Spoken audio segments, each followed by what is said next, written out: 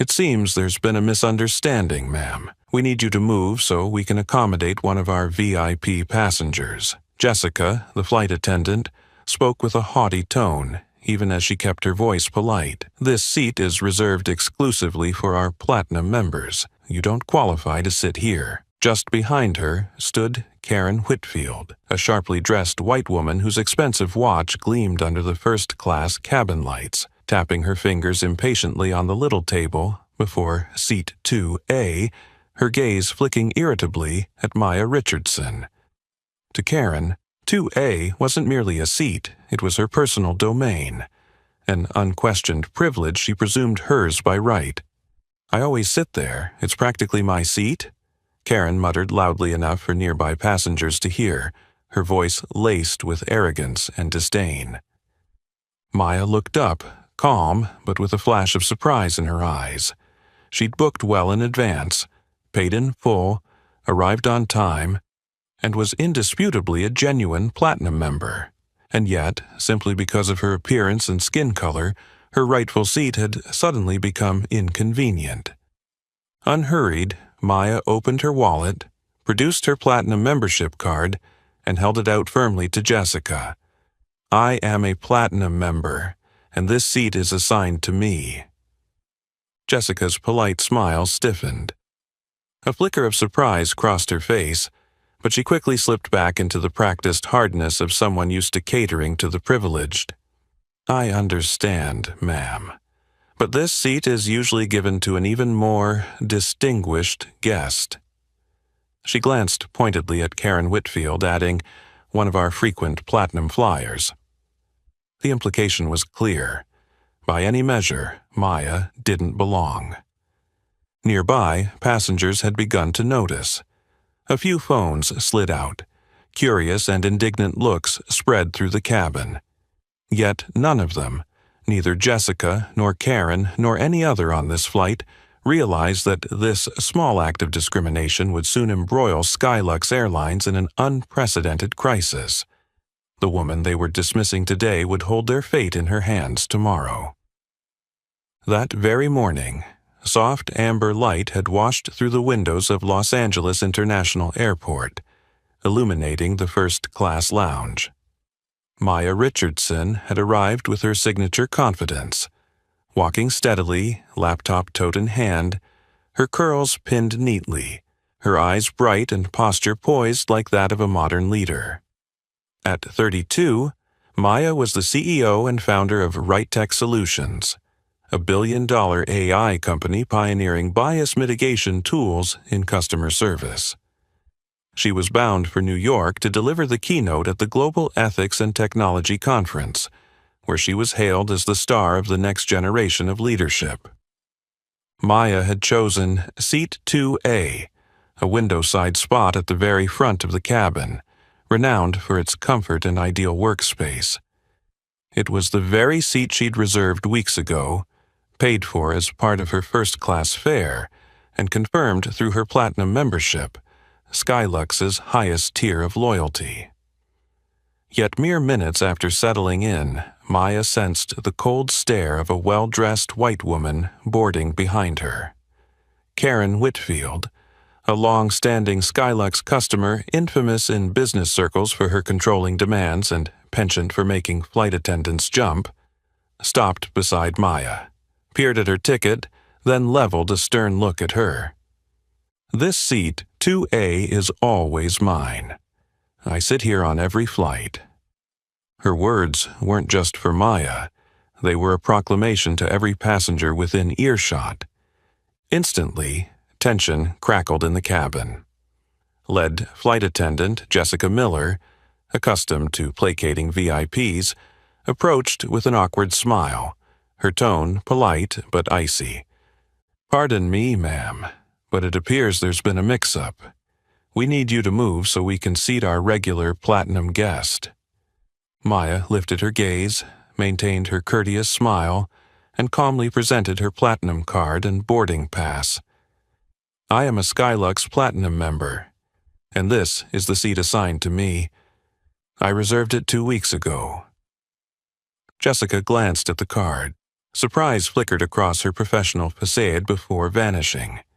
She looked from Maya to Karen as though seeking approval from the wealthier passenger rather than enforcing company policy. Karen tapped her watch impatiently and declared loudly, "That seat is mine. I always sit there on my usual flight." Whispers and murmured exclamations rippled through the cabin. Passengers exchanged looks that ranged from sympathy to shock. Maya understood this wasn't about a mere seat. It was a moment when every eye, friend and foe alike, fixed on her. What none of them knew was that this petty act of discrimination would mark the beginning of Skylux's downfall.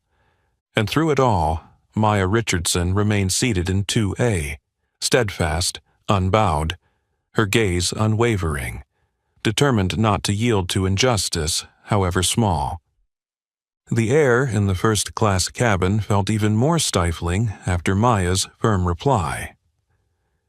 Jessica Miller stood silent for a few seconds, her eyes flicking from the platinum card in Maya's hand to Karen Whitfield's face, then sweeping over the plush seats that had long been the unspoken territory of regular high-rolling patrons like Karen. Jessica's hesitation wasn't just protocol. In every gesture and every glance lay the shadow of an implicit value system, one that reserved its favors for the usuals, the people who fit the airline's ideal image. Jessica bent slightly at the waist, lowering her voice in an attempt to sound gentle, though still laced with pressure. "I understand, Ms. Richardson, but this seat is typically held for our long-standing platinum members, such as Ms. Whitfield here. I hope you'll understand. May I offer you another first-class seat with the same amenities? We just want to ensure our loyal guests receive the best possible service." Elsewhere, that might have sounded diplomatic, but here it only laid bare the prejudice ingrained in the carrier's service ethos. Polite words masking exclusion, a denial of Maya's rightful place. Maya recognized it, but her gaze remained steady. She looked Jessica in the eye and spoke calmly yet resolutely, without the slightest concession. "Thank you, but I booked this seat well in advance. I am a platinum member and followed the proper booking process. I cannot move." Though softly spoken, Maya's refusal sent a silent ripple through the cabin. Some passengers exchanged uneasy looks. Others watched in silence, phones already trained on the scene. In that moment, discrimination ceased to be an undercurrent. It became the overt topic of conversation, confronting a bias many had assumed but rarely acknowledged. Karen Whitfield, Hermes bag in hand, dressed in a flawlessly tailored gray suit, her hair impeccably styled, now revealed her displeasure. The composed poise of a high society lady gave way to a scowl and obvious irritation. In Karen's eyes, Maya was an intruder, not for her youth or her simple attire, but for her darker skin and her audacity to challenge entrenched privilege. Karen swept her gaze across the cabin, then leaned in close, her voice a hushed yet commanding whisper. "I sincerely hope this flight won't be delayed over such a trivial mix-up. Miss Miller, you understand what I'm saying, right?" It was more than a remark. It was an unspoken order to Jessica about Karen's status and clout on this flight. Karen didn't need to state it outright. She knew exactly how much the airline valued her, always leaving generous tips after each trip. And as part of this familiar charade, Karen discreetly unfolded a stack of crisp bills and slipped them into Jessica's coat pocket while pretending to rearrange her bag in the overhead bin. One subtle touch, one knowing look, and Jessica understood. That brief, clandestine moment marked an irreversible line crossed. From unspoken favoritism for regulars, Jessica had willingly become an accomplice, accepting Karen's money in exchange for silence and special treatment.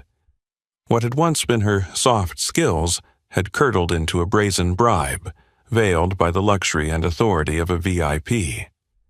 Outside, cabin music played and service continued as usual, but deep within first class, the masks were falling away, exposing the raw truth about prejudice, power, and the lengths to which people will go to please a chosen few. From her seat, Maya felt every undercurrent. Yet she remained upright, eyes fixed on the window, her hand gripping her boarding pass and platinum card. She knew this undercurrent was far from over, and in that instant, a real confrontation had begun.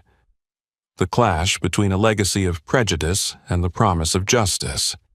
The air in the first-class cabin grew heavy, like a charged cloud waiting for a spark. After Jessica cast a discreet glance toward the front of the cabin, the arrival of Trevor Davis, the first-class supervisor, known to both passengers and crew as a man who wore authority like armor, made the flight attendants hold their breath. Trevor didn't bother with pleasantries. With purposeful strides and his tall frame, he blocked the aisle, leaning down toward Maya's seat, his gaze cold and commanding. His voice was low and firm, loud enough for everyone nearby to hear. "Ms. Richardson, I'm the first-class supervisor on this flight. There appears to be a mistake with the seating. This seat is always reserved for our specially prioritized customers. We require you to cooperate and move to another seat so we can accommodate one of our long-standing patrons." Phrases like "specially prioritized" and "long-standing patron" weren't just explanatory. They were sharp needles aimed at Maya's pride and at anyone who'd ever felt excluded for not belonging to that privileged few. Maya met Trevor's eyes calmly and replied, "Mr. Davis, I am a Platinum member. This is the seat assigned on my ticket, and I reserved it exactly like anyone else. I have no reason to give it up." Trevor's expression darkened, a forced smile twitching at his lips. He lowered his voice to a whisper meant only for Maya. "You should reconsider your attitude. We don't want to make a fuss, but I can make your experience very unpleasant. Don't fight the system, Ms. Richardson." His words were both a threat and an assertion of the absolute power he believed he held at 30,000 feet. In his eyes, Maya was merely an outsider, someone easily removed if she blocked the unwritten flow of privilege. Nearby, passengers leaned in, their attention captured. Some exchanged looks of indignation. Others surreptitiously pulled out phones, cameras already rolling. A middle-aged woman murmured to her neighbor, "It's clearly discrimination. She showed her platinum card." Meanwhile, Karen Whitfield sat perched against the cabin wall, gripping her designer handbag, a triumphant smirk on her lips as though she'd reclaimed her territory. Her eyes roved like a general surveying the battlefield, each gesture, each glance dripping with the self-satisfaction of one accustomed to being served at another's expense. Maya remained unmoved, sitting upright with steely resolve. Her presence was not merely that of a wronged passenger, but a symbol for everyone ever pushed to the margins by invisible rules of privilege.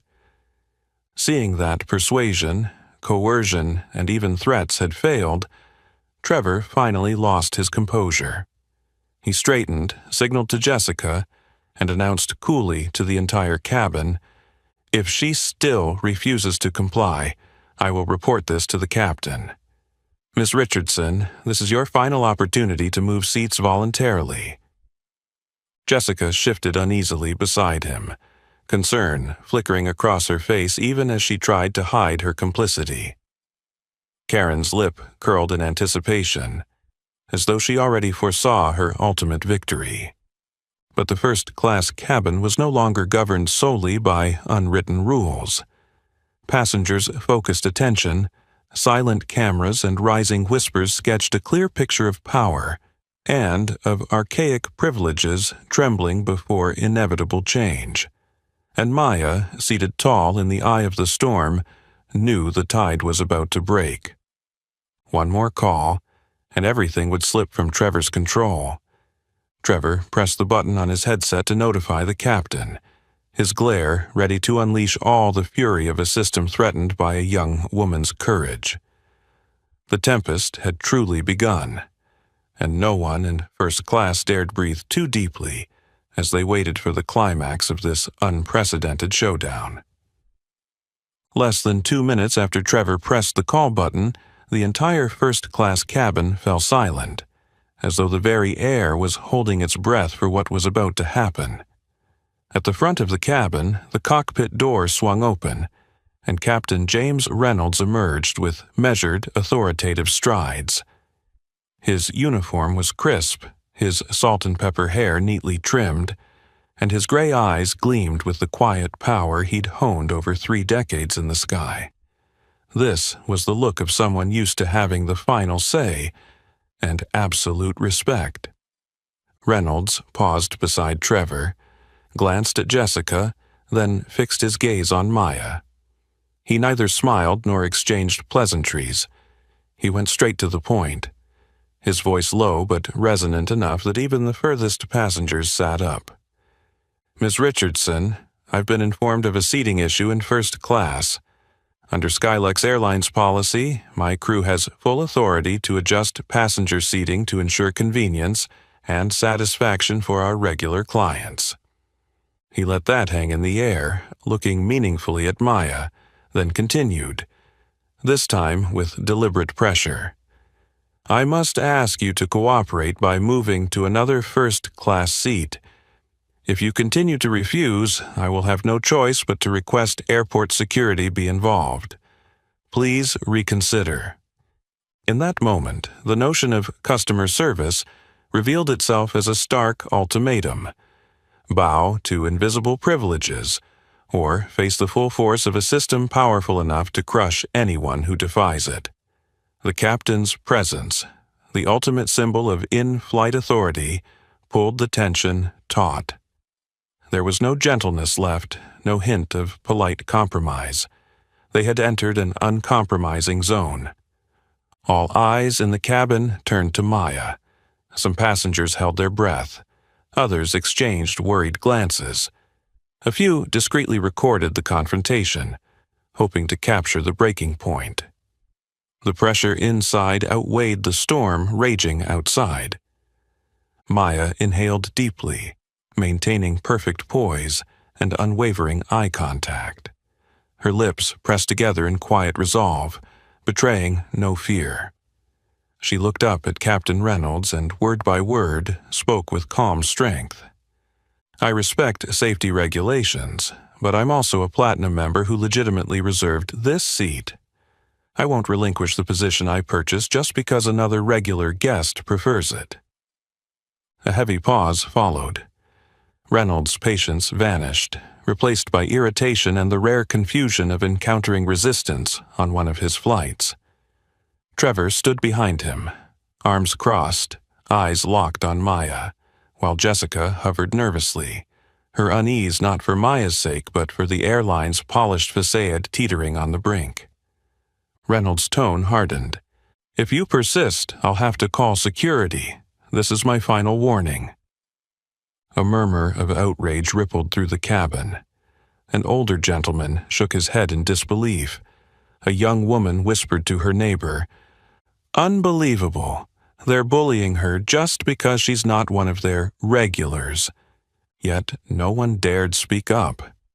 The weight of the captain's uniform still ruled this sky. Maya remained composed and nodded slightly. Her gaze drilled into Reynolds' eyes, unwavering. "Do what you think is right. I will do what I believe is right." And with that, the decision was made. Reynolds tapped his headset to summon ground security via Trevor. The first-class cabin froze. Curious and indignant stares, quiet sighs, the soft tap of fingers on phone screens all underscoring a dark comedy of power, privilege, and courage teetering on its climax. Somewhere beyond that closed door, security's footsteps were drawing closer. Maya Richardson, a young, black CEO of remarkable resolve, now faced not only prejudice and invisible authority, but a system ready to eject her from the upper echelons with a single order. Yet, from this moment on, her story had outgrown the confines of an airplane seat. It had ignited a firestorm against injustice that would not be so easily extinguished. The cabin door slid open with a soft click, merging into the heavy, charged atmosphere of a first class, where every eye remained fixed on the standoff between Maya Richardson and Skylux Airlines' power trio. Heartbeats seemed to slow as two uniformed security officers appeared at the entrance, faces stern, stepping firmly along the carpeted aisle straight toward Seat 2A. The authority of their dark blue uniforms filled the cabin, thickening the tension even further. Passengers who'd once felt like mere bystanders were now swept up in the vortex of injustice at Maya's center.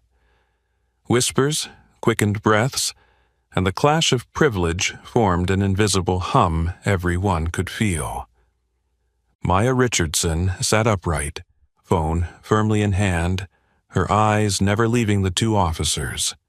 No tremor of fear, nor a hint of arrogance, just calm resolve. In any other context, that composure would command respect, but to the three figures of authority, it was merely a stubborn thorn, a problem to be dealt with. "Ma'am, please gather your belongings and vacate this seat," one officer announced in a steady, even tone, as if performing a routine task rather than enforcing a blatant wrong.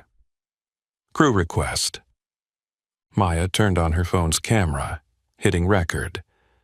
She spoke slowly, each word clear enough to be picked up by the mic. "I am Maya Richardson, a Platinum member. This seat was legitimately reserved for me. I've been told to leave without any explanation of wrongdoing." Trevor Davis frowned, his hand clenching into a fist.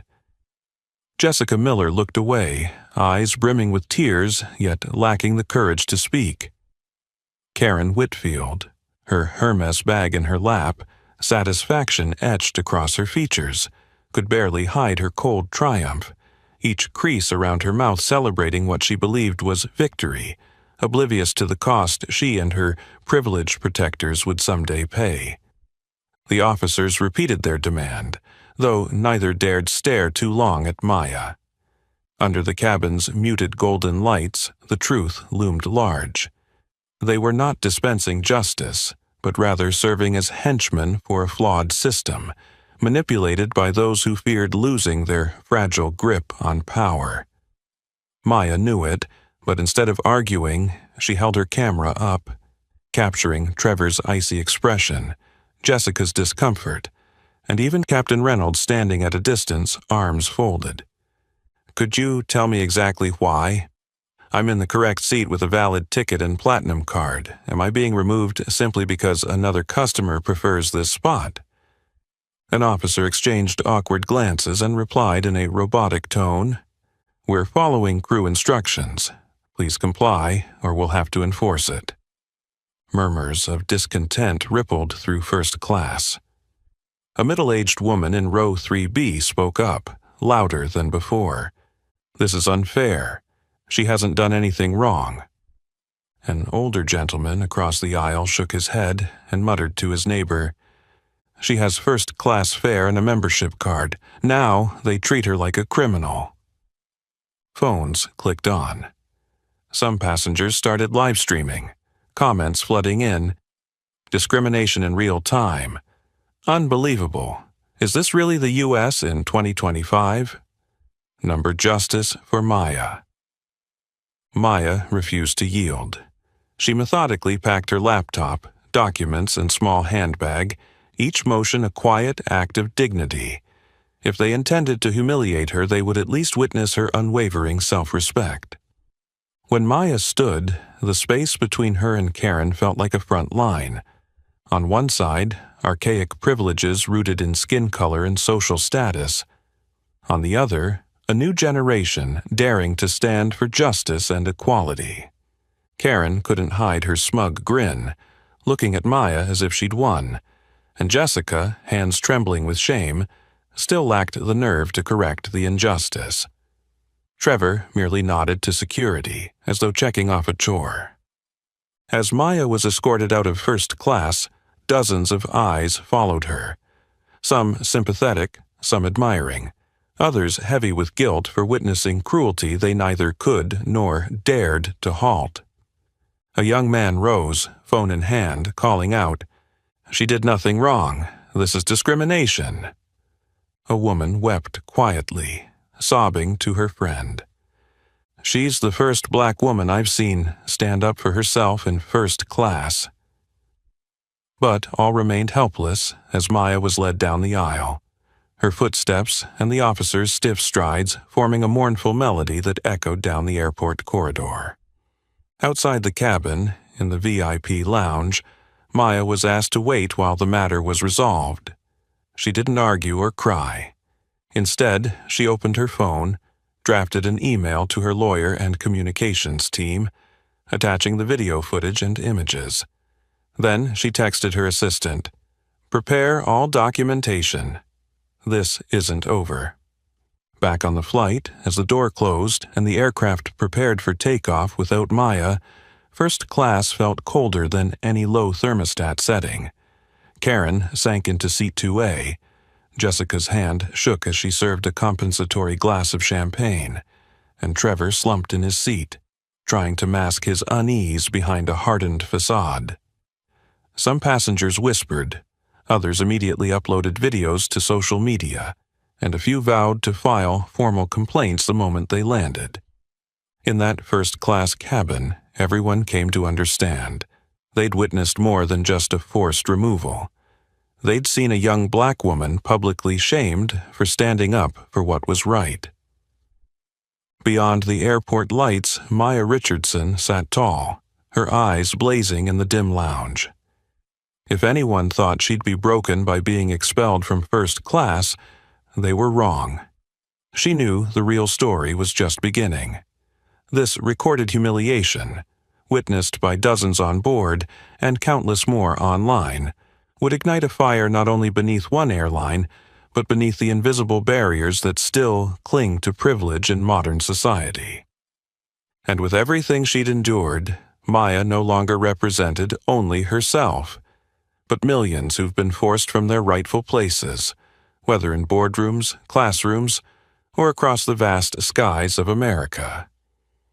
While Maya Richardson quietly sat in the VIP lounge, her fingers scrolling through the footage she'd just captured, a parallel drama was unfolding on the very aircraft that had just closed its doors and was taxiing toward the runway. There, the truth was slowly slipping out from beneath the shadow of entrenched power and privilege. Every moment of injustice, every furtive glance, every smug smile, every thinly veiled threat had been recorded not only by Maya's phone, but also by eyewitnesses who could no longer stand by silently. Chief among them was Samantha Brooks, a young passenger with dark brown hair pulled into a high ponytail, dressed in a simple gray hoodie, her sharp eyes betraying the instincts of an embedded reporter. Seated just a few rows from Maya, Samantha's light brown skin stood out against the cabin's pristine white leather. She was the one who first panned her camera to catch Jessica whispering to Karen and discreetly pocketing the folded bills. She zoomed in to capture Trevor tucking cash into his breast pocket, complete with his knowing smirk and cold grin. In Samantha's nearly 8-minute video, nothing was left unshown.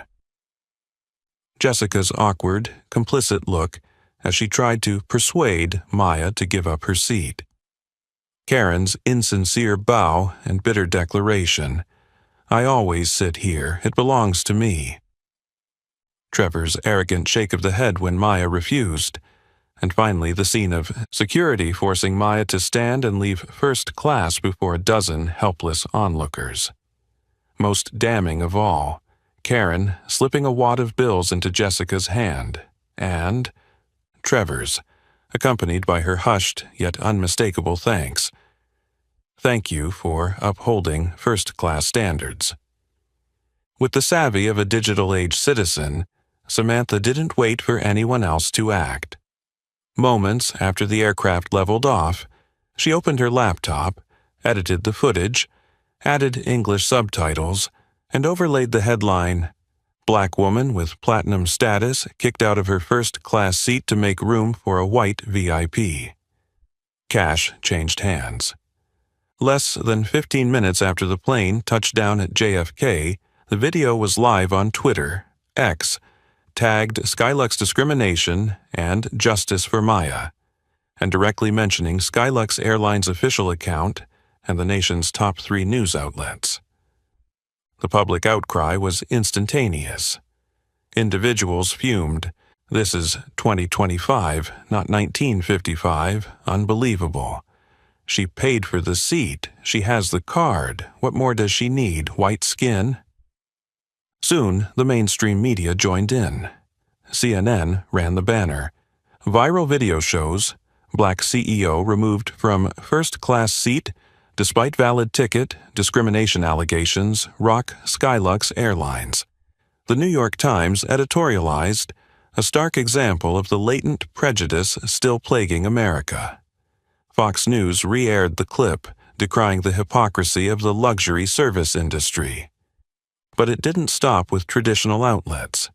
TikTokers, YouTubers, and equality advocates all reshared the footage, each offering their own analysis under hashtag Justice for Maya and hashtag Skylux Discrimination. Within 6 hours, Samantha's video had racked up 1.2 million views and ranked among Twitter's top 3 global trends. Hundreds of thousands of comments, shares, and direct tags to Skylux demanded a public accounting and meaningful action. No mere perfunctory apology. Influential voices weighed in.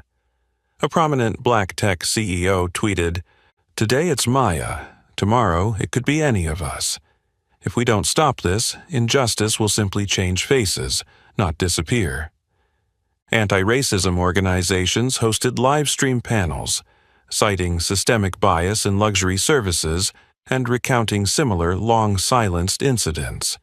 And it wasn't only people of color. White, Asian American, and Latino users alike expressed shame and outrage at Skylux's craven defense of outdated privilege. On Skylux's own website, the Contact Us inbox was bombarded. Hundreds of emails, thousands of calls, all demanding full disclosure of the staff involved, of Karen Whitfield's role, and whether this was how Skylux had long treated guests deemed unsuitable.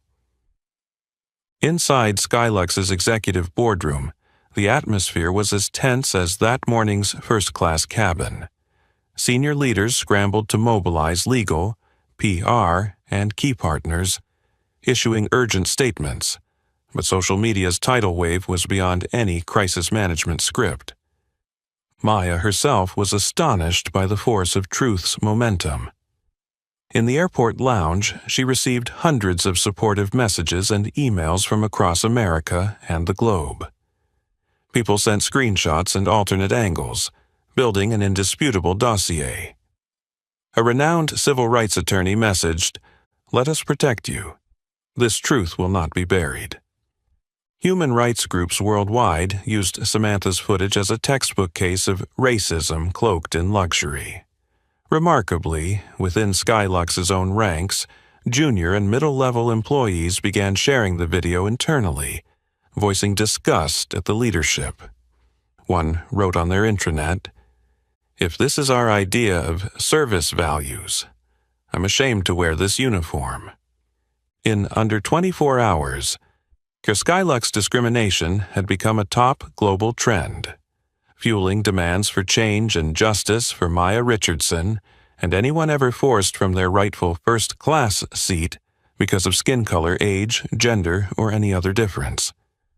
At the heart of that storm stands the image of Maya, rising calmly from her seat, refusing to bow or weep, phone in hand, confidence unshaken.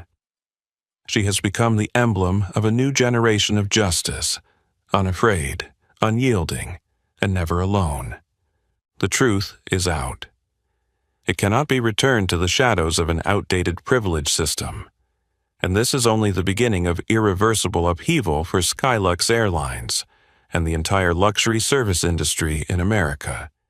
The air inside Skylux Airlines' glittering Chicago headquarters had never felt as oppressive as that morning.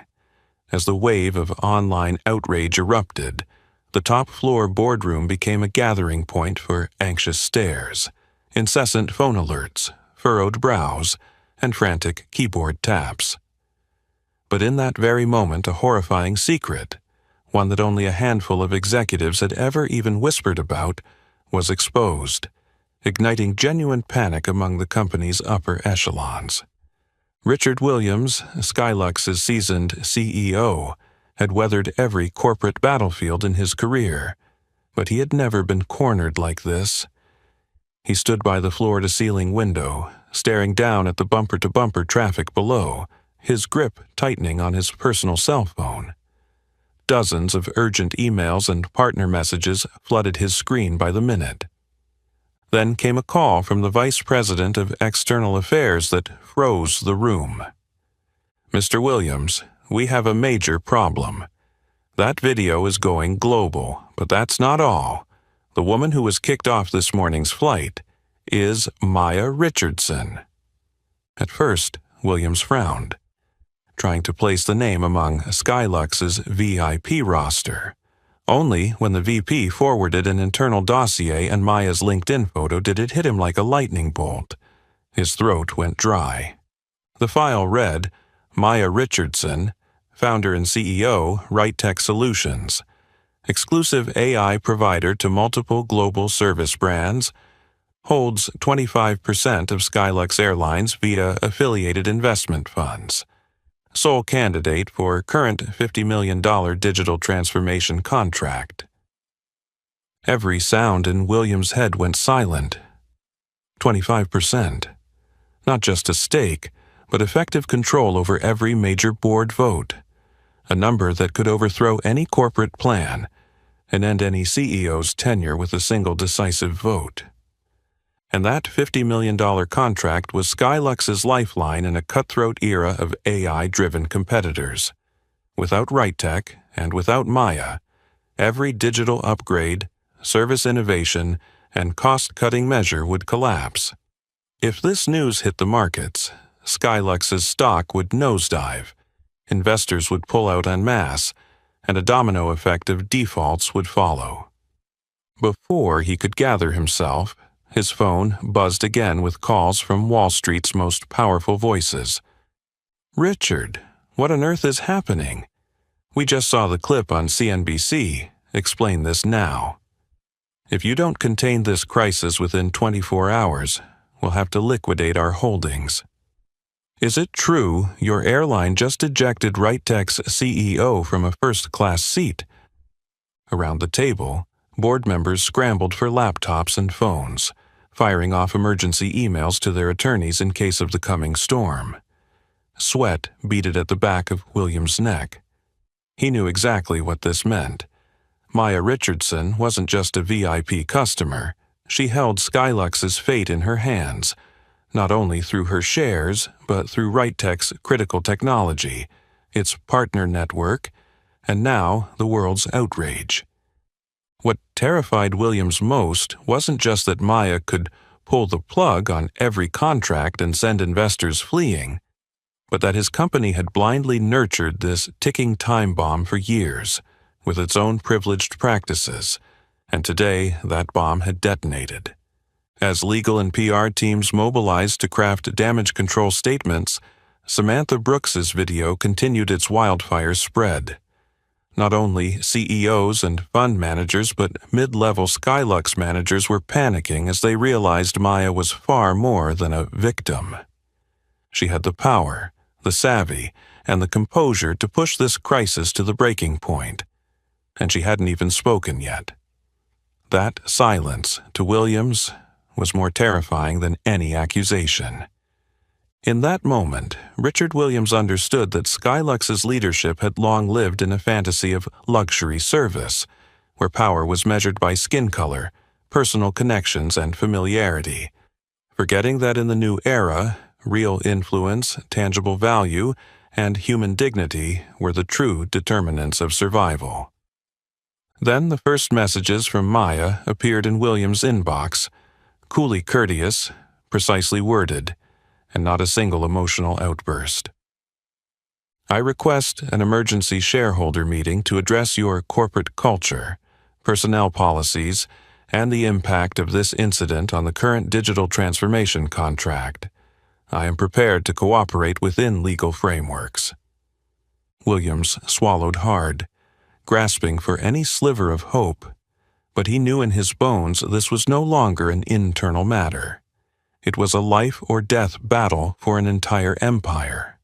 Before him lay the wreckage of every outdated privilege and every obsolete power play, buried by a single, unjust expulsion, executed in public, with the victim being the most powerful woman Skylux had ever known. The nightmare had begun, and for Richard Williams all he could do was try to salvage a ship already foundering in a storm with no way out. The terse, icy message Maya Richardson sent to Richard Williams' personal inbox and to the entire Skylux Airlines board felt like a lightning bolt, splitting the already suffocating atmosphere in two. Under the subject line, urgent meeting request, shareholder rights, corporate ethics, future collaboration, Maya spared no word. She demanded a fully attended online shareholder meeting at 4 p.m. that very day, a deadline that could not be ignored. What no one at Skylux headquarters suspected was that this was merely the opening move in a meticulously orchestrated counterstrike, one Maya seemed to have anticipated long ago. Behind the calm silence of this young woman lay a professional apparatus equal to any multinational. Elite lawyers, heavyweight communications specialists, and top-tier strategic advisors in technology and finance. Within an hour of her email, Maya's legal team was assembled in RightTech's New York boardroom, primed to build their case and coordinate media responses. Every minute detail of that morning's in-flight incident was dissected and reassembled from dozens of eyewitness angles, especially Samantha Brooks's video, whose irrefutable audio and visuals would prove decisive. "We're not just protecting Maya's personal rights," declared lead counsel Raymond Oliver. "We're defending the rights of everyone ever excluded from first class anywhere in the world." Simultaneously, RightTech's head of communications, Michelle Carter, dispatched official notices to every major news outlet, confirming Maya would speak at the emergency shareholder meeting and pledging absolute transparency, refusing to tolerate any excuses from Skylux. The media wave crashed back onto Skylux's shores instantly. Reporters from CNN, Bloomberg, and the New York Times flooded the airline's offices, demanding press credentials or exclusive interviews with Maya. International finance publications even printed the shareholder meeting schedule and anticipated announcement time, as though it were a global economic summit. At Skylux, Richard Williams fidgeted at the head of the table, decades seeming to age him within hours. He pored over Maya's email for the 10th time, each read revealing the crushing weight of her words. As Skylux Airlines' largest shareholder and legal representative of RightTech Solutions, I hereby demand an urgent meeting with the full board and all shareholders. In that meeting, I will present incontrovertible evidence of this morning's ethics violations, discrimination and bribery, directly implicating Trevor Davis, cabin supervisor, Jessica Miller, lead flight attendant, and Captain James Reynolds. I require that Skylux Airlines immediately terminate these individuals and publicly disclose the reasons and remedial actions. If these demands are not fully met within 24 hours, I will invoke the share transfer clause, divesting my entire 25% stake in Skylux Airlines into international funds and voiding the $50 million contract between RightTech Solutions and your company. The legal, financial, and reputational consequences of this incident will rest squarely with Skylux's leadership. No apologies, no tears. Each sentence was an uncompromising ultimatum: justice or the collapse of an airline empire. Silence gripped the boardroom. A few directors had opened their mouths to defend long-serving executives like Trevor or Reynolds, but the video evidence, clear down to Karen Whitfield's every gesture and the crisp bills sliding into Trevor's pocket, left them mute. No one dared stake their career, fortune, or reputation on excusing those who'd already lost all legitimacy. In that moment, Richard Williams realized Maya's counter-strike wasn't personal revenge. It was a lesson Skylux would pay dearly for. A reckoning on corporate culture, leadership accountability, and the power of transparency. Even the story's antagonists were now laid bare. Trevor Davis, once the absolute authority in first class, now trembling as he drafted his statement, knowing there was no going back. Jessica Miller, tears in her eyes, haunted by her own cowardice and complicity. Captain James Reynolds, proud for 3 decades in command of the skies, now forced to face disciplinary proceedings, his momentary lapse erasing a lifetime of service. Meanwhile, on the other side of that corporate divide, Maya calmly strategized with her lawyers. She spoke little, focusing instead on contingencies. If Skylux refused to comply, she would release every video, email, and witness affidavit to international media and file a class action suit in federal court.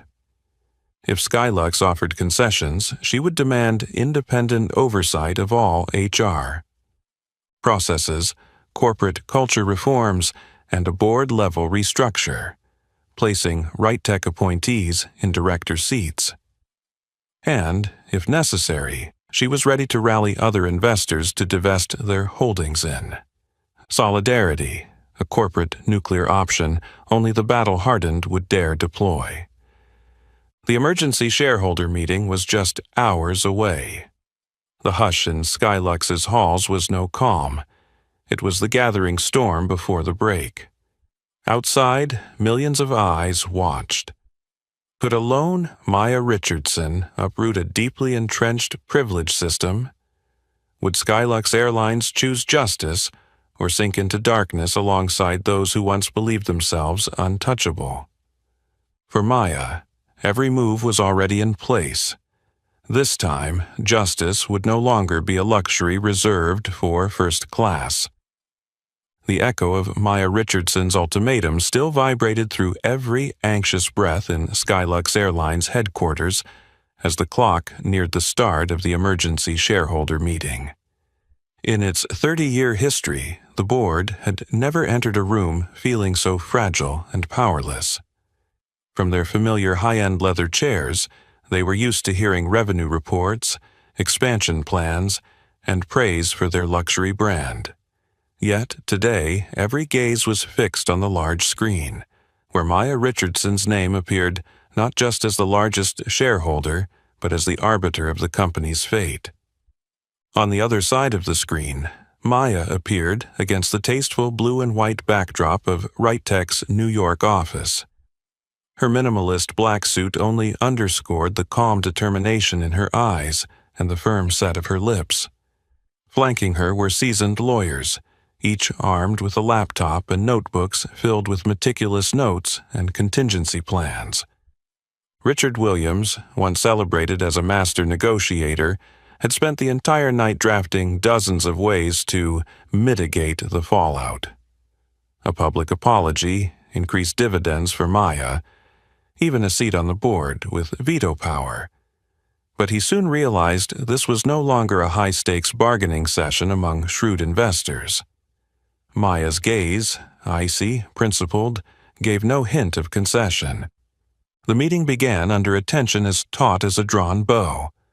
The board chairman opened with a brief statement, acknowledging a serious incident, its negative impact on the Skylux brand, and promising a full investigation. Everyone knew, however, the real question. What did Maya want? And could Skylux preserve its corporate soul, or would it succumb to a new power, or worse, collapse entirely? Maya calmly presented the evidence: videos, audio recordings, witness testimony, images of Karen Whitfield passing cash to Jessica and Trevor, and Captain Reynolds' abdication of responsibility. She detailed each violation: Trevor's threatening tone, Jessica's complicit bow, Reynolds' indifferent inaction, highlighting the ethical breaches, discrimination, and abuse of authority. With every slide, heads around the table sank lower. No one could still claim ignorance. No one could defensively cling to the privilege system now fully exposed.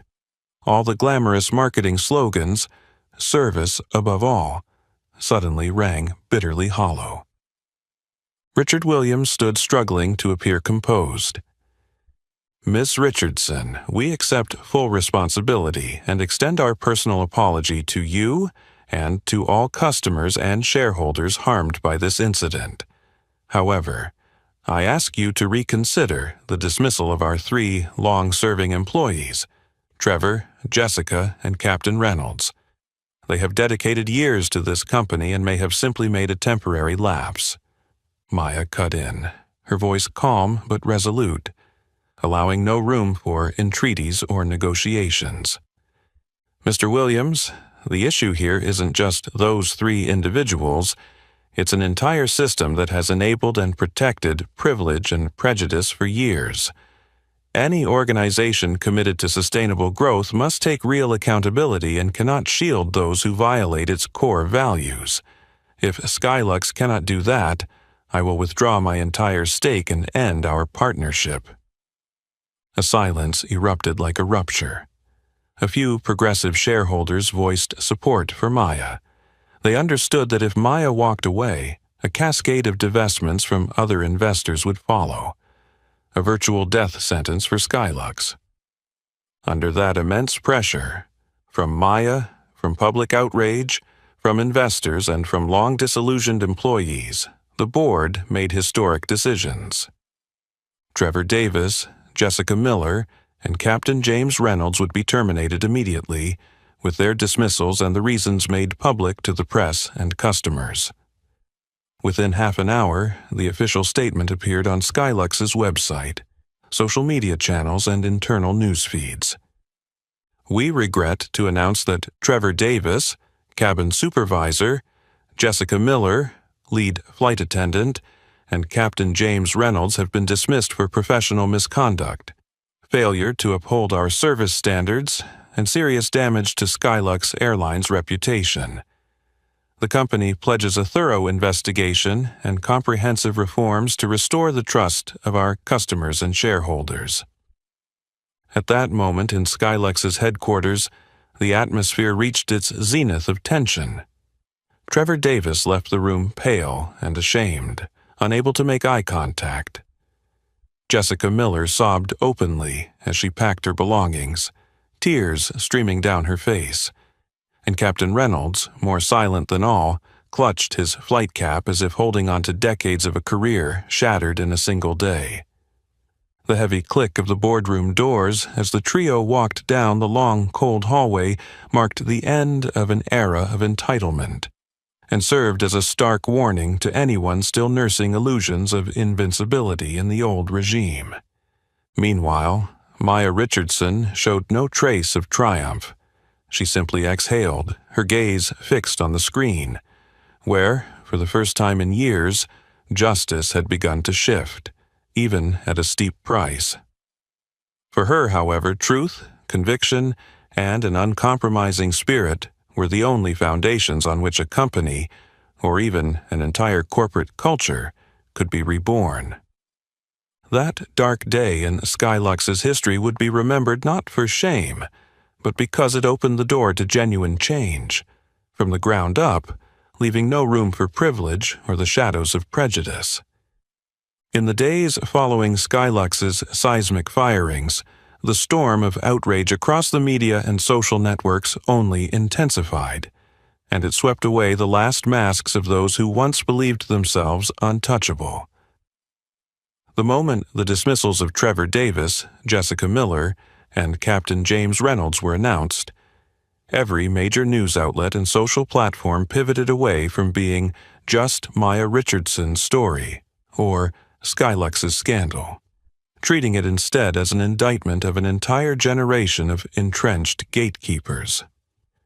Trevor Davis, once proud to reign supreme in first class, became a fixture in headlines and viral parody videos on TikTok, Twitter, and Reddit.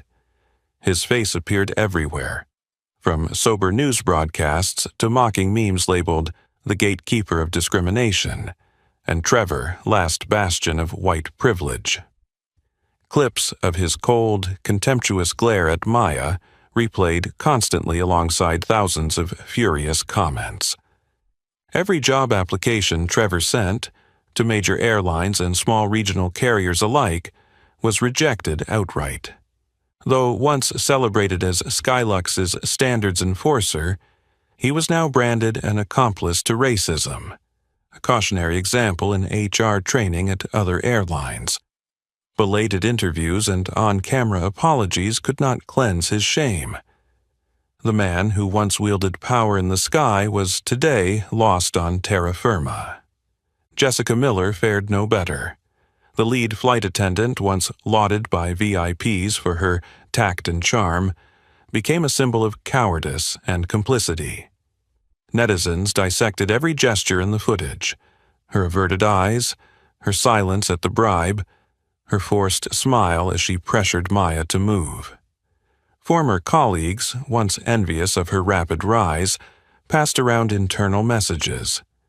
"I can't believe someone who preached 'the customer is everything' could so easily turn away from justice." No airline would return Jessica's job applications. Even service industry firms outside aviation balked, wary of her reputation as the poster child for complicity. Friends offered sympathetic words, but their counsel only underscored the heavy price of silence. Night after night, Jessica reread hundreds of scathing online comments, tears falling as she regretted choosing safety over doing what was right.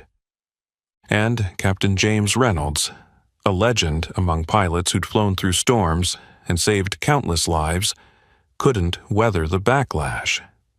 In U.S. aviation, one's reputation is the strongest passport. After the scandal, no carrier dared hire a captain who had willfully ignored duty and abetted privilege, regardless of his stellar resume. Every rejection email shared the same line: "We value your experience, but the position has been filled." Reynolds's former peers offered condolences or quietly distanced themselves. No one mentioned his past heroics in the air. His name landed on "do not hire" lists at 3 major airlines. Each time he drove past an airport watching jets take off, he clenched his jaw to keep from breaking down. His pride and authority, shattered by a single lapse, had cost him everything he built over decades. But the tragedy didn't end with those in uniform. Karen Whitfield, the powerful passenger whose stack of bills and whispered hints had ignited this crisis, also faced social reckoning. Days later, the board of the law firm where she was a founding partner convened an emergency session and suspended her indefinitely, pending an independent ethics investigation. Headlines branded her Airline Karen, Queen of Privilege, and the cash-stuffed first-class seat. On Twitter, #Airline Karen trended globally, spawning tens of thousands of memes and caricatures depicting her Hermes bag and smug smirk. She became the archetype of an elite more reliant on entitlement than merit. Her firm's contracts were canceled, and partners hastily removed her name from every project bearing her imprint. Friends and former associates shunned her, muting her in group chats, unfollowing her on social media. At high society events, no one dared utter her name with respect. Some even sighed in relief, treating Karen's fall as the inevitable reckoning for years of bending rules to suit her ego. Journalists delved into Karen's past, uncovering a pattern of using money to smooth over disputes at swanky restaurants and luxury hotels, always escaping scrutiny thanks to her status and the complicity of onlookers. This time, however, every shield had shattered. Every hush-money tactic was powerless against the unstoppable force of digital media. And, as an inevitable ripple effect, not only Karen, Trevor, Jessica, and Reynolds were held to account, so too were the enablers who covered for them. Equality advocates cited the scandal as a textbook case of privilege's danger and the power of silent complicity. The reverberations of that dark chapter reached far beyond Skylux's walls. It ceased to be an abstract corporate culture lesson and became a harsh reality. In the digital age of transparency, every injustice will be exposed, and the price paid will never be cheap, no matter who you are or what power you once wielded. For Maya Richardson, the most important fact wasn't the downfall of those individuals, but the door that had been flung open to a new culture, one where justice's voice rings loud enough to drown out all excuses, and where every person must face themselves when confronted with the truth. The aftermath of those crisis days, of news reports saturated with the names of those who once held all the power, was not the end of Skylux Airlines but a wake-up call forcing the entire system to look inward. With public outrage still simmering and #Justice for Maya burning bright, Maya Richardson emerged not as an avenger, but as the architect of new standards for a luxury, service industry long rotted by privilege and hidden bias. Because Maya retained her 25% stake, and her reputation as someone who publicly challenged injustice, every overture from Skylux had to come from genuine goodwill. After sleepless nights of closed-door negotiations, an unprecedented decision in U.S. aviation history was announced to press and shareholders alike. All Skylux Airlines operations will be suspended for 48 hours to conduct mandatory anti-racism and unconscious bias training for every employee, from flight attendants, pilots, and cabin supervisors up to the senior executive team. At the following morning's press conference, Maya stood beside CEO Richard Williams, both their expressions mirroring the gravity of the moment. Maya spoke succinctly, without flourish. "We cannot undo what has happened, but we can begin to change starting today. Justice isn't just punishing individuals, it's about building a new system where everyone relearns how to respect others, regardless of background, skin color, or status." This wasn't a theoretical lecture or the usual check-the-box exercise corporations resort to when scandal hits. Maya collaborated directly with psychologists, diversity and inclusion advisors, and RightTech Solutions AI team to design immersive simulations. Every employee engaged in realistic role plays, experiencing both the victim's and the perpetrator's perspective, to confront their own biases and question every unconscious prejudice they harbored. Skylux's boardrooms and airport lounges nationwide became temporary training centers. Flights were grounded. Passengers were rebooked on partner lines or issued full refunds. Though the move cost millions in just 2 days, the media hailed it as unprecedented and the most positive shock in U.S. aviation history.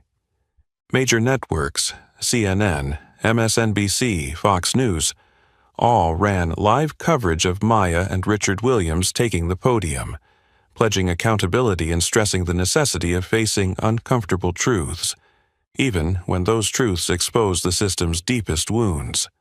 On social media, deep-dive analyses of the training program and clips of Skylux employees sharing their feelings about sitting down to relearn how to treat people flooded the feeds. Comments poured in. If an airline can admit its mistakes and start over, what excuse do banks, hotels, or restaurants have for staying silent? Within Skylux, employees who had quietly witnessed, or even benefited from, the unwritten codes of privilege were forced to confront themselves. Some grumbled that the shutdown was over the top or a needless financial blow, yet more spoke out in support. For the first time, I truly believe Skylux will change. I've waited 10 years for this and never dared to speak up. Independent experts joined the advisory board to ensure the training wouldn't be mere window dressing and that the hardest issues wouldn't be glossed over. An anonymous post-training survey revealed over 83% of employees had witnessed or participated in unfair situations, but remained silent out of fear, for job security or social isolation. The findings stunned Skylux leadership. The darkness of bias ran deeper than any internal audit had ever shown. For the so-called villains, Trevor, Jessica, Reynolds, and Karen, their downfall became a living case study. Their actions were woven into training materials and discussion groups, asking every employee, "When you face injustice, will you align with the victim or turn away, whether the person harmed is a passenger or a colleague?" International media, from the UK, France, and Germany to Japan and South Korea, held up Skylux as an example of bold cultural reform, something few corporations dare to carry out in full. From the smallest huddle to the grandest hall, from executives to janitors, a single question echoed: how many more Maya Richardsons have been forced from their rightful seats simply because of prejudice? By working relentlessly with Maya, Skylux not only rescued its reputation but began rebuilding trust with customers, employees, and previously wavering investors. Above all, they ignited a reform ensuring that every first-class seat goes to those who truly deserve it, no matter skin color, age, gender, status, or any other trappings of privilege. From here on, Skylux Airlines truly takes flight on a foundation of justice and equality. Honestly, not merely as a marketing slogan. In the days after Skylux's earth-shaking dismissals, the media and social media outrage didn't die down. It spread farther and faster, stripping away the last masks of those who once thought themselves invincible. The instant the news broke that Trevor Davis, Jessica Miller, and Captain James Reynolds were fired, headlines and hashtags shifted from Maya Richardson's story or a Skylux scandal to a broader indictment of an entire generation of gatekeepers. Trevor Davis, once proud to be king of first class, suddenly became a punchline in viral TikToks, tweets, and Reddit memes. His face appeared everywhere, from serious news segments to sarcastic memes calling him the gatekeeper of discrimination and Trevor, last bastion of white privilege. Endless clips of his cold, contemptuous glare at Maya replayed alongside torrents of enraged comments. Every resume Trevor submitted, to major carriers and small regional lines alike, was rejected outright. Once celebrated as Skylux's standards enforcer, he was now branded a racist enabler, a cautionary tale in HR trainings everywhere. Televised apologies and late interviews couldn't wash away the stain. The man who once held sky-high authority now found himself lost on solid ground. Jessica Miller fared no better. The lead flight attendant, once praised by VIPs for her grace under pressure, became a symbol of cowardice and complicity.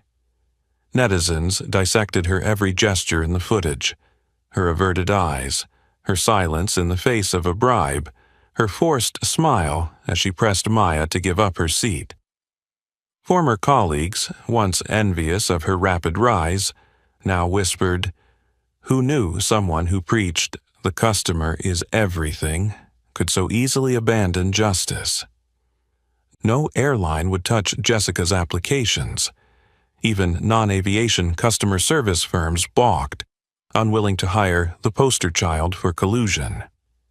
Friends offered sympathetic words, but each one drove home the cost of her silence.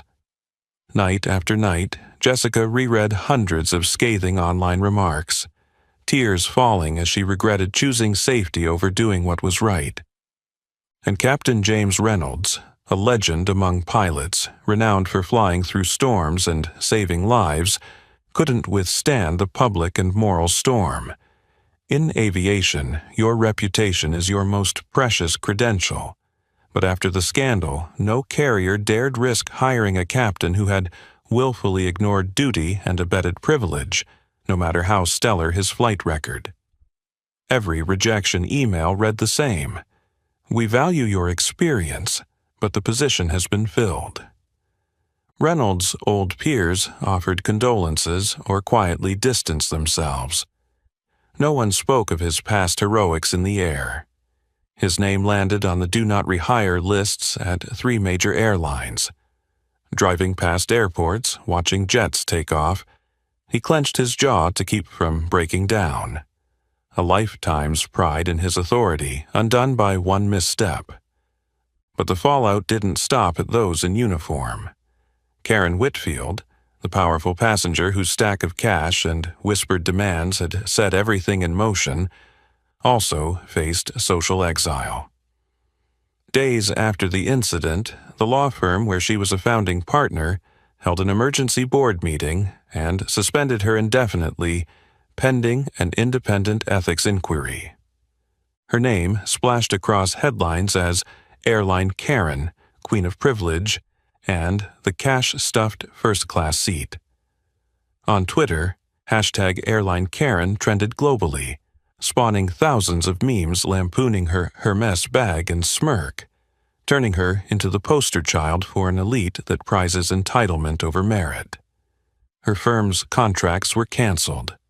Partners rushed to sever ties with anything bearing her name. Friends and former associates shunned her, muting her in group chats, unfollowing her on social platforms. At high society events, no one dared mention Karen Whitfield with anything other than disdain. Some even sighed in relief, treating her downfall as the inevitable reckoning for years of bending the rules to feed her ego. Journalists dug into Karen's past, uncovering a trail of using money to smooth over conflicts at high-end restaurants and luxury hotels, always escaping scrutiny thanks to status and silent bystanders. This time, however, every shield crumbled. Every hush-money tactic failed against the unstoppable force of digital media. And as an inevitable ripple effect, not only Karen, Trevor, Jessica, and Reynolds were held to account, but so too were the enablers who covered for them. Equality advocates cited the scandal as a classic case of the danger of privilege and the power of silent complicity. The echoes of that dark chapter reached far beyond Skylux's walls. It ceased to be an abstract corporate culture lesson and became a harsh reality. In the digital age of transparency, every injustice will be exposed, and the price paid will never be cheap, no matter who you are or what power you once wielded. For Maya Richardson, the most important fact wasn't the downfall of these individuals, but that a door had been flung open to a new culture, one where the voice of justice rings loud enough to drown out every excuse, and where everyone must face themselves when confronted with the truth. Since relaunching under a wave of reform, Maya Richardson's role has gone beyond that of shareholder or corporate culture architect. For her, the real victory isn't simply seeing those who did wrong removed.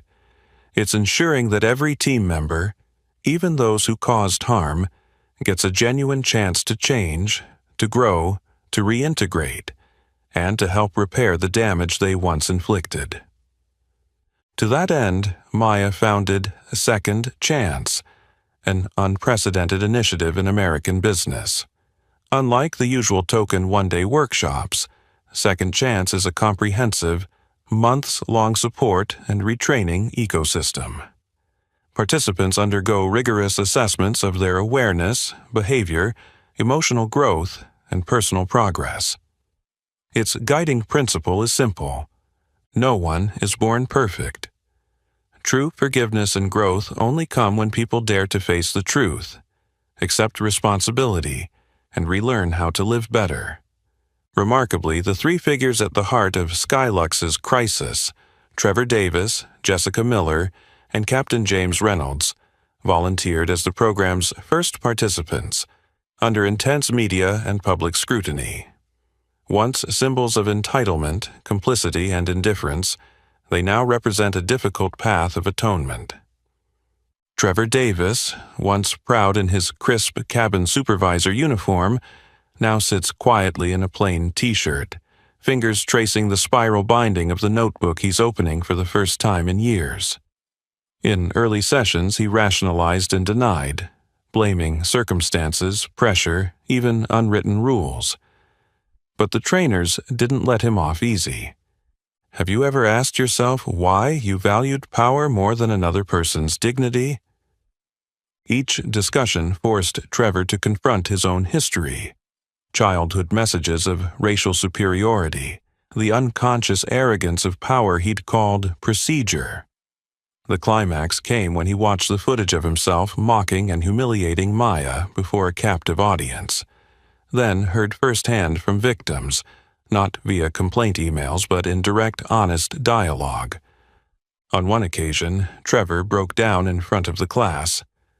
I never saw myself as a bad person, but I let myself become a tool of a system without ever pausing to think.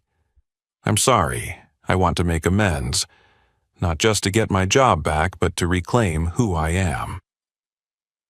Jessica Miller, who once stayed silent out of fear of losing her job, struggled equally. In her first session, she avoided eye contact, but Second Chance compelled her to open up, sharing memories of being bullied, of always feeling not good enough, and of the helplessness she felt when colleagues were treated unfairly and she stayed silent. I chose safety over justice. I know I hurt others out of fear. Now I want to learn to speak up, even if no one stands with me. Jessica participated in simulations where she faced power directly, choosing between personal safety and standing up for truth. The reflex to stay quiet and get by was dismantled as every action was respectfully challenged, heard, and examined, by peers and by those who'd once been harmed. Captain James Reynolds, despite his seniority, showed the deepest transformation. For him, following procedure had always been the ultimate shield against moral responsibility. But when asked to rewrite every incident report from the passenger's perspective, especially those he had wronged, he wept openly. I thought that as long as I didn't break any rules, I'd done my duty. I forgot the heart of aviation, to protect every passenger equally. I want to spend the rest of my career teaching this lesson to the next generation. Second Chance went far beyond dry lectures. Maya brought in psychologists, social justice advocates, victims of service industry discrimination, and even high school students to share their experiences. Participants completed community engagement projects, serving pro bono in underserved areas, partnering with civil rights organizations, taking part in mock court sessions, and directly talking with those harmed. Every trainee also wrote a public apology letter, outlining their new understanding of privilege's consequences and pledging never to repeat those mistakes. These letters were published on the Second Chance website for community feedback and even constructive critique. No one emerges from Second Chance without a profound reckoning, but the extraordinary result is that, after several months, Trevor, Jessica, and Reynolds each transformed, not into defensive or evasive figures, but into people who truly grasp equality's value, the courage in admitting mistakes, and the deep meaning of a society that offers genuine second chances. At the program's conclusion, Maya made no grand speech. She simply watched each person walk out the classroom door, knowing that every well-timed second chance can change a life, and, more importantly, can inspire an entire community to forgive, to grow, to correct course, and to leave no one behind. Second Chance quickly spread, becoming a model for businesses of all sizes across the United States. From that point on, every story of error, transformation, and growth, of individuals once cast as antagonists, became the most powerful testament to a true justice system that believes in giving everyone the opportunity to start anew, no matter how lost they once were. Second Chance wasn't just another training course. It was a months-long journey into people's egos, regrets, and their fervent desire to change, especially for those who'd once been the villains of the Skylux crisis. Here, each of them began their true rebirth, not with hollow vows, but through profound shifts in everyday thoughts, words, and deeds. Trevor Davis, once the epitome of cold authority and unspoken rules, emerged completely transformed. This wasn't a surface-level makeover or a PR stunt. It was a genuine internal overhaul so deep that even his oldest friends barely recognized him. In one class discussion, Trevor stood, hands trembling, yet eyes burning with resolve, and shared his conservative Chicago suburb upbringing, where outsiders were always greeted with sneers and harsh warnings. He confessed he'd believed he was free of prejudice, just honoring tradition, until confronting the flight deck video of himself mocking Maya, replaying his empty threats and lies. He realized, painfully, that the most dangerous bias hides quietly in the minds of those who think themselves just normal. Trevor didn't return to aviation. Instead, he joined youth mentorship programs in his community, leading unconscious bias workshops in schools, using his own story as a cautionary tale, a man who thought he did nothing wrong until his world collapsed. He started blogging, gave interviews, and spoke at social justice conferences, not to salvage his reputation, but to challenge people like him. If you stay silent in the face of injustice, you become part of it. He also personally apologized to former colleagues he'd belittled, helping them find job leads and community connections. Trevor's transformation inspired many. Nobody must stay imprisoned by a shameful past if they genuinely seek to make amends. Jessica Miller, once the poster child of fear and complicity, shed her old shell too. She'd long thought the line between being nice and being complicit was razor thin. In the early days of Second Chance, Jessica avoided eye contact. Terrified, classmates would see only a frightened woman who stayed silent. But with support from psychologists and fellow trainees, she stared down her past, no more denials or excuses, and learned to ask herself, what matters more, personal safety or doing what's right?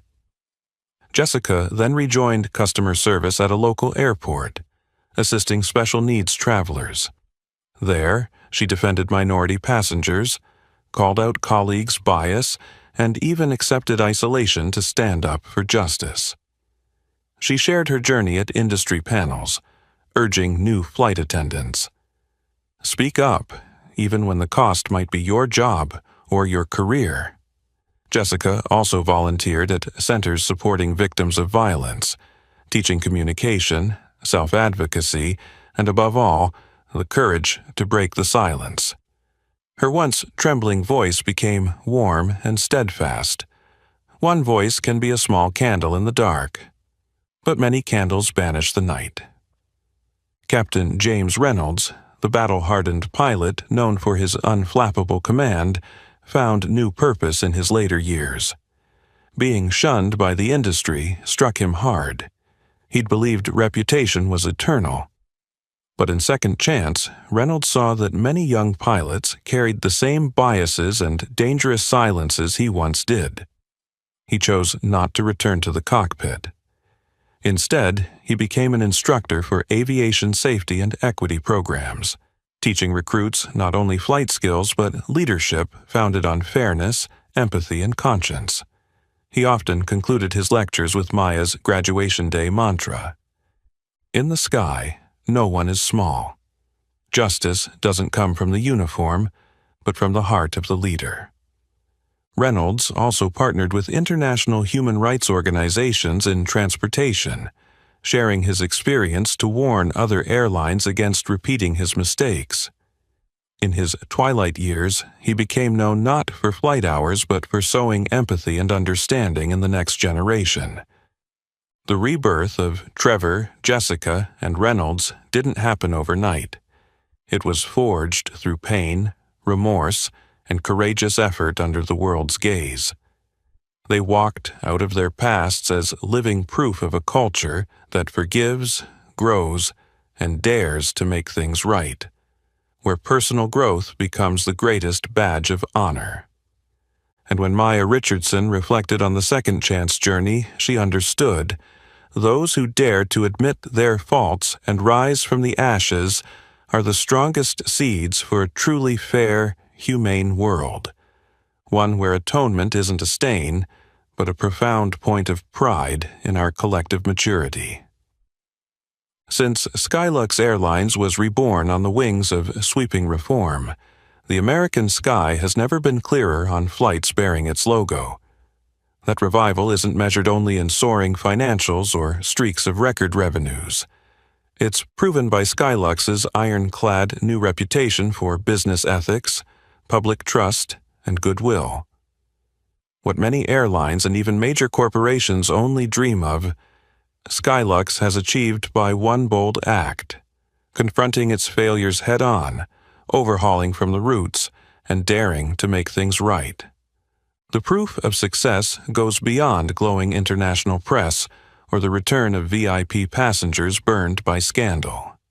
Customer satisfaction scores have jumped across every demographic: race, age, gender, background, survey after survey. Prestigious outlets have ranked Skylux among the top 5 U.S. companies for diversity and inclusion, a place where major investors now flock not just for profits, but to be part of this great story of rebirth. Skylux has rolled out synchronized programs for training, mentoring, minority community support, and restoring dignity to those once sidelined in service industries. No longer a byword for privileged luxury, Skylux now flies the banner of accountable fairness, an achievement even competitors must acknowledge. At the heart of this success stands Maya Richardson.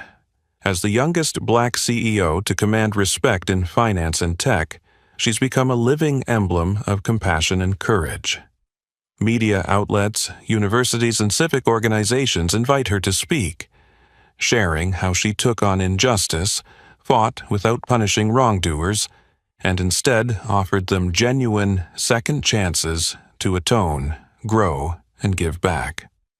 Through her example of forgiveness and leadership, Maya has inspired a new generation of executives, not with iron-fisted slogans or a justice warrior persona, but with a steadfast belief that people matter more than power, and progress matters more than punishment. Human rights bodies and esteemed journals have named Maya among the world's most influential women in social innovation and ethical business. Yet, perhaps the greatest achievement isn't an airline, a booming share price, or a trophy on the shelf, but the profound shift in public consciousness about justice, bias, and redemption. Across forums everywhere, the tale of Skylux and its reformed villains, Trevor, Jessica, Reynolds, Karen, stands as living proof that justice is not just punishment or the end of wrongdoing. It's an invitation to grow, to heal, and to begin again. Nobody in our society is immune to error. Only a society bold enough to confront its flaws, correct them, forgive, and truly invest in each person's growth can claim true strength and civility. That is Maya Richardson's legacy to future generations. Justice isn't a line drawn between winners and losers.